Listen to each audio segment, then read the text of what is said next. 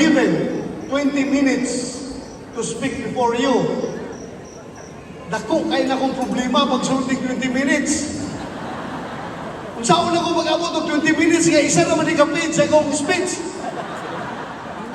But anyway, please allow me to read my prepared speech. Jesus is coming.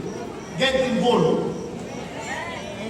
Let me be the first to say, the political life is a huge challenge to my faith, with every aspect of my life being tested as I fulfill my responsibilities as an individual and as a statesman.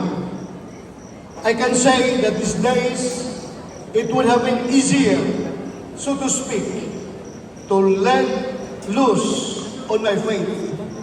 And I know I am not alone in this struggle. I know that you too have experienced this difficulty for yourself. When the bills come piling up, when there are people who misjudge our intentions, even those whom we thought to be our friends. When doubt strikes our hearts and we seem to lose hope. But God is good because we are still here.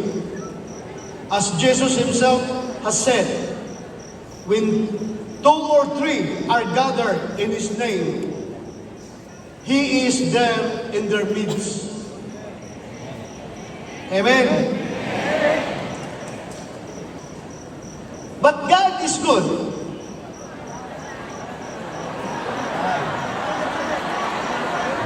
Very good. Very good. Because if God is not very good, di ko ninyo ibitahan ng mga lideri para maistorya sa inyo, ha? Amen. Thank you. And look at us today, my dear friends. We are far more than 2 and far more than 3.